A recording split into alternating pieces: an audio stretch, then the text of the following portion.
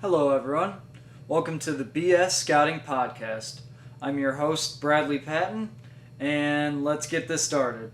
So, my brother Sean, he's also part of BSscouting. He will not be on this podcast today, unfortunately, but no worries, you still got me. And we got an interesting topic. So, I'm going to give one area that I would like to see improvement from the top 10 picks from the 2020 draft in this upcoming season. So the 2020 draft was LaMelo Ball, Anthony Edwards, all those guys. I'm going to give one area of improvement for each of the top 10 picks from that draft class. And here we go. Jalen Smith was the 10th pick. He went to the Suns. And at the time, I was not a fan of this pick. Still am not now, but either way, that was my worst graded pick at the time. I had him in the late 20s on my board, so for him to go 10th was absurd to me a little bit, but he went there anyways. And the area that I feel like he needs to improve most is his IQ and feel for the game and his decision making. So what I mean by this, so the Suns offense, it's a read and react offense. It's why they were so good. It's why it's so important that everyone has good chemistry with each other. Why it was enjoyable to watch them. Kind of Golden State also has a read and react offense. It's just based on what the defense is showing you, and you execute and capitalize off it.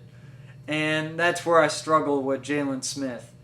He is kind of a stretch big for those who don't know his game very well.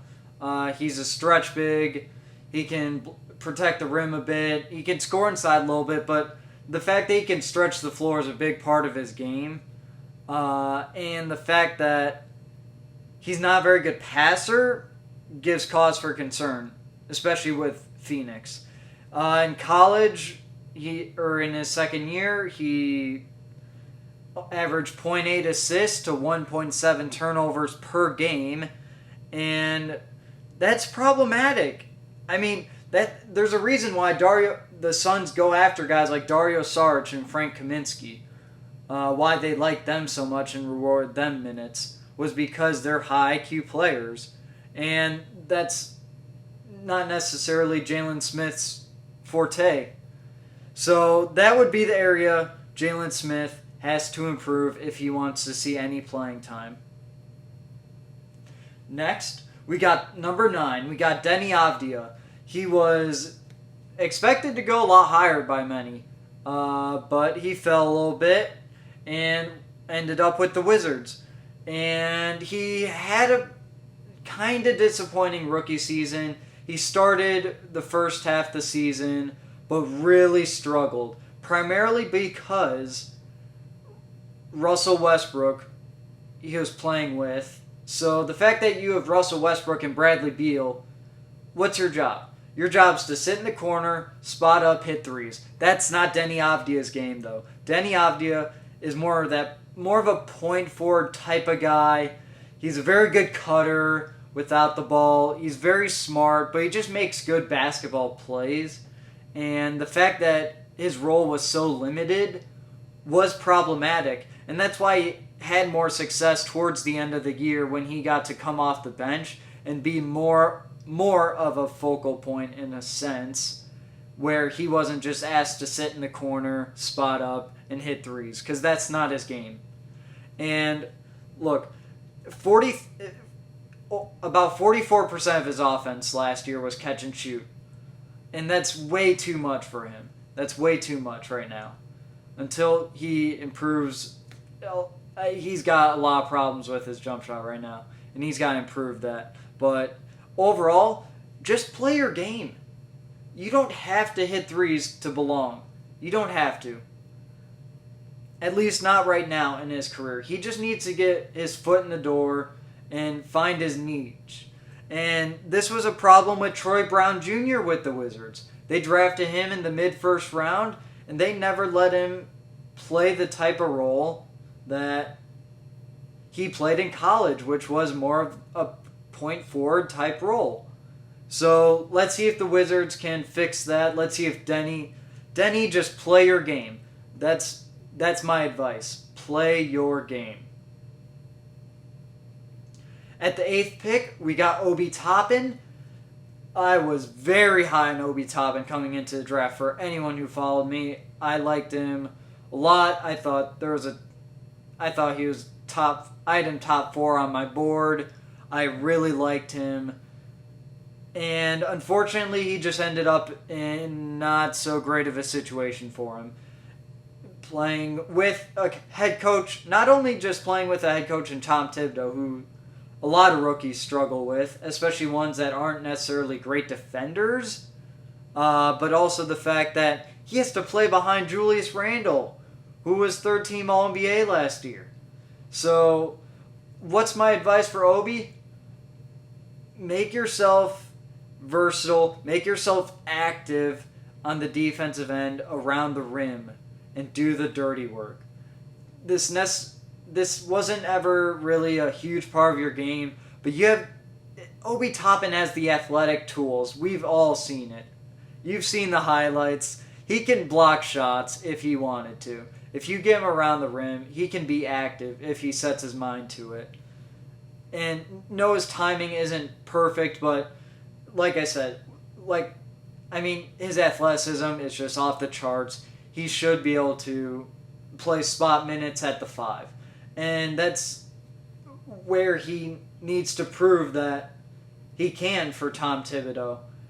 And prove that he won't be a liability on the defensive end, because his offensive game is very good. He's a very good roll man, very good vertical spacer at the rim. His three-point shot, yes, it can keep improving, especially above the break. But he's a good corner three-point shooter at this point in his career. But, yeah, overall, just make yourself versatile. Just be active around the rim. Because he's so athletic. If he makes himself a weak side rim protector and just causes a little bit of havoc, even if it's not even necessarily controlled and a lot of gambles, it can pay off. So that's my advice for Obi Toppin. The 7th pick, who many consider kind of a bust already, is Killian Hayes. He really struggled his rookie year. He dealt with an injury. Yeah, he struggled bad. He's very unathletic, which hurts him, which hurts as an NBA guard. It is very hard to be a good guard in this league if you're not athletic. So my advice for Killian Hayes, use your craftiness to your advantage. Killian Hayes is not going to run the floor, get easy buckets, and burst by the defense. He's not going to do any of that. He's not De'Aaron Fox. He's not whoever. What he can do, though, is play in the pick and roll, use his craftiness to his advantage, play the spots, get defenders on his back, just do those little things, and get yourself easy points at the rim, especially. Because his shooting splits, he shot less than 28% from the court. 28% he shot less than. That is horrible. I mean, so that's where he's got to improve. He ranked in the 5th percentile as a pick and roll ball handler last year. That is not going to cut it. He's got to improve that if he wants to be a part of this Pistons future. But that's where he can improve. That's something he can control. Because he actually does have very good vision. He's very good at finding teammates. He averaged 5.3 assists. 3rd among all rookies last year.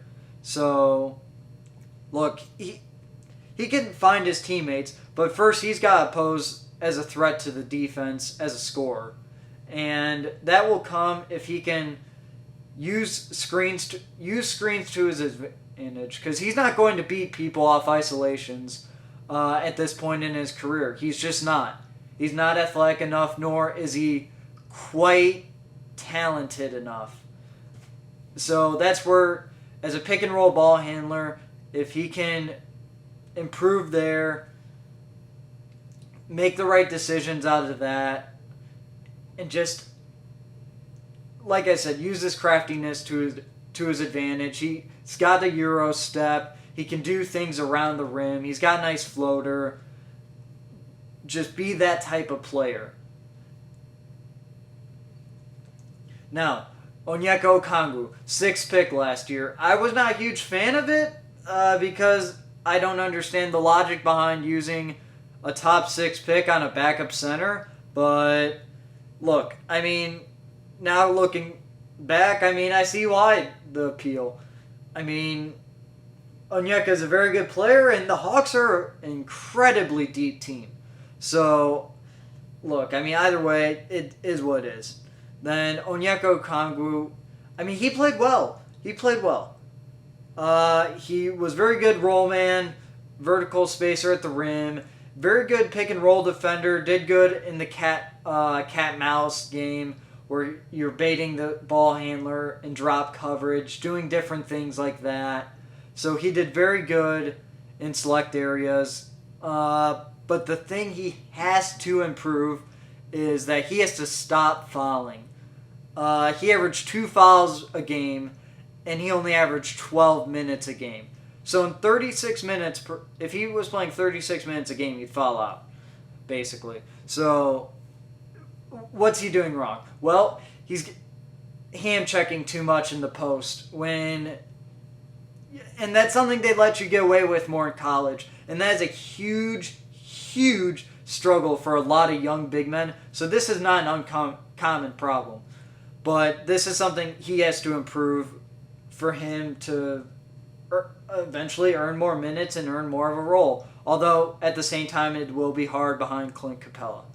But at the same time, he can still do things to get better. He does have to get stronger because he'll always be undersized at 6'9", 6'8", 6'9". So one thing he can do, though, is do his work early. You hear this on the offensive and defensive end when establishing post position. Do your work early. Push them off the spot. If he pushes his man off the spot early, then stays low once they get the ball. Keep his hands out. Make it clear. Make it obvious, because refs are going to be not hesitant at all to call that foul if they notice his hands start to come in and reach, and they won't give him the same leniency as other veterans. So that's just something he has to do. He just has to stay low, keep his hands out, and at that point just hope for the best. But do your work early and just stop fouling. He can't keep fouling. That's the number one thing. Now, we got 5th pick, Isaac Okoro. He is a great glue guy, great guy for any team. And, well, I'm not sure he totally has the upside. He's a very good player nonetheless. I like him a lot. I like his game a lot. And this is going to be a pretty basic area of improvement, and that's his catch and shoot jumper.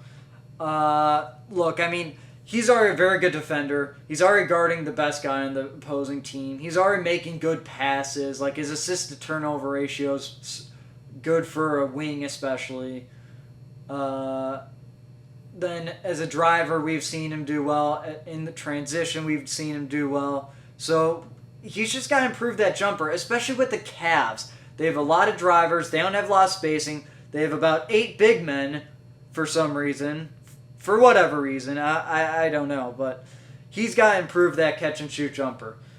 Now, there aren't really problems with it mechanically as to why he only shot 29% from 3 last year. Mechanically speaking, it's a fluid shot, high. He's got good balance. It's not mechanical. The issue is more, he just has to be confident in himself as a scorer. He has this mental block, and I've said this since he was at Auburn. He has this mental block, I feel like, where he really wants to just try to be a team player, and tries to be a team player so hard that he doesn't want to be the star. Okoro wants to play his role and call it a day to an extent. And he just has to get rid of that idea in his head. He's got to really seize the opportunity that the Cavs are giving him and become more of a star. And just shoot the ball. Just shoot the ball. Just get rid of that. Don't worry if you miss. And that's the thing about shooting. So much of shooting is confidence. And right now, he doesn't have that. He only shot 3 3-pointers a game last year. He's got to be shooting way more than that. In today's game, as a wing, you got to shoot more than 3 3-pointers a game with the role he's playing. And that would help him so much. That would help the Cavs so much. So that's my area of improvement for him. And that will even open up the driving game too. So there you go. Now, Patrick Williams. Patrick Williams, I was very shocked by this pick last year, but now I definitely see more of the appeal. He's got great mid-range, very good defender when defending, especially bigger forwards. And he has a good-looking jump shot. I would have needs to be more comfortable shooting above the break threes, but I was out in Las Vegas in the summer league, and he looked very comfortable shooting those he was shooting deep threes. You can tell he really worked on it and feels a lot more comfortable with it. So I'm not worried about that as much anymore. What I am worried about still is he needs to add more advanced moves as a driver. He needs to get himself a Euro step. He needs to sometimes add some craftiness. Maybe just even a simple jump stop, play off 2 feet, pump fake, and go up. There's different things that he can add to his game around the rim to make himself more dynamic, because he is a very basic 1 foot, 1 hand driver where it is very predictable. Very predictable for a shot blocker, very predictable for the opponent, and very predictable on the scouting report. And another thing he needs to do when he is driving is maneuver the ball a little bit. He always leaves the ball either high or low, or however he's driving, he doesn't move it at all. And he gets stripped quite a bit when he's driving. And that's a huge issue for him. I mean, that's why a lot of people say his playmaking is really bad, because his assist to turnover numbers aren't good. And no, his assists aren't, or his playmaking isn't great, but the turnovers, a lot of it's because he keeps the ball, and he just doesn't move the ball when he drives. He just keeps it out, doesn't tuck it in, or doesn't hold it strong, doesn't move it at all, and it's very easy to strip. So it makes it very easy on the defender. So my advice for Patrick Williams, become a more advanced driver. And he has the skill set to do it. He definitely can. LaMelo Ball. Now, last year's Rookie of the Year, I mean, he played pretty darn well. We can all say that. The thing I still can't get over, and people might disagree, is the jump shot mechanics. It is a major issue. And I know he shot 35% from 3 last year, but I'm still not convinced. I'm still not buying it. Because in Australia, he only shot about 25%. And if you look at the jump shot itself, his hand placement is so awkward. So, I mean, he's a righty, so his right hand should be underneath the ball to get good rotation, right? Follow through, flick the wrist, there you go. But for some reason, his right hand is about 45 degrees underneath towards the right side, where it's almost turns into a two-handed jump shot to an extent, where it's not straight at all, the elbow's out. I mean, there's just, it creates problems, and I don't see this see how it can sustain success.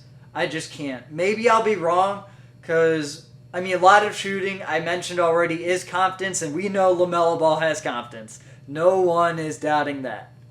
But in terms of the mechanics of it, I just can't see him continuing to be a 35+% three-point shooter.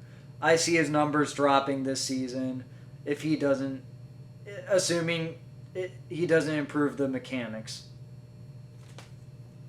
Now, James Wiseman, the second pick, who many people are already considering a bust, and for some good reason. Big men always seem to have a hard time transitioning to the NBA, but especially when you're going to a win-now situation like the Warriors, it makes it even that much more difficult. And the thing I need to see James Wiseman improve is the pick-and-roll defense. I mean, he just has very poor IQ at this point in his career. He's just very raw when trying to play drop coverage. He doesn't know where to be. Sometimes he's too far up, sometimes he's too far back. He just doesn't know how to manipulate the ball handler either. And that's why I talked about earlier that Onyeka Okongwu does do a good job at. What you need to do, if you're going to play drop coverage, you got to play cat and mouse. You got to bait the ball handler, retreat back. You got to fool the ball handler, basically, and give your guard enough time to get over the screen and around it back to his man. That's what you got to do. That's your job in drop coverage, and James Wiseman failed terribly at it. And the Warriors knew that. That's why they stopped starting him. Kayvon Looney became a lot more reliable for that reason alone. And James Wiseman had a -4 points, or they were -4.7 when he was on the court, which was the worst among all Warriors players. So, look, I mean, in today's NBA that is so pick and roll heavy, you gotta play. You need your center to know how to play pick and roll defense, and he can. He's got the athletic tools, and that's why I'm still high on James Wiseman. I am far from giving him the bust label, because his rare blend of athleticism and length is absurd. There's only a few guys I could mention that compare with him in that sense. But yeah, overall, what he needs to improve on is that pick and roll defense. Now, we got the number 1 pick, Anthony Edwards. What does he need to improve? Well, you could argue, look, I mean, he could be a much better defender than he was last year. But I'm going to defend him to an extent here. The Timberwolves were a very bad team, and when you're a very bad team and you don't have much culture, there's coaching changes, whatever the case may be, when there's not a culture established, the first thing that's going to wane on players in an 82, or well, I guess last year's 70-game season, or 72-game season, is the defense. That's the first thing that's going to wane. So, look, I'm going to defend him to an extent. Over time, yes, I think he can be a very good two-way player. But that's not my main critique. My main critique right now that I think he can really improve in his sophomore year is as a pick-and-roll ball handler. He only ranked in the 35th percentile as a pick-and-roll ball handler, and he spent about a third of his offense being the pick-and-roll ball handler, which was more than any other category. He was spending most of his time playing in the pick-and-roll. So, what does he need to do better? Well, first off, I mean, this is elementary-like, but come off those screens harder. Anyone that's played basketball knows shoulder to shoulder. Come off that screen hard. Stay shoulder to shoulder with the screener so that man can't get over it. And then that's the first step. Then after that, when he does do that, then he's got to just have a little better awareness. He's got to do a little better job of knowing where the defender behind him is exactly, because he does read the floor very well when he does go out of the pick and roll and can make some very nice passes. He actually has that element in his game, and that's something that I've been very impressed with early on. But he's just got to have a lower handle at times if he's going to maneuver through traffic. There's different little nuances for him to improve the pick and roll game in order for him to be more successful, because he can shoot at a lot better percentage if he's not taking such tough shots all the time. I mean, he can make tough shots. Don't get me wrong. He can make tough shots, but life can be a lot easier if he can play a little better in that pick and roll, come off hard, keep that defender on his back, be aware, and just make the right play. I mean, just keep continuing to study the film, and because he's got a pull-up game. He does have to improve his footwork on his jump shot because that's been a little inconsistent, creating inconsistent balance. But for the most part, the mechanics are good enough where he can really improve his efficiency in year 2 and take a jump towards becoming.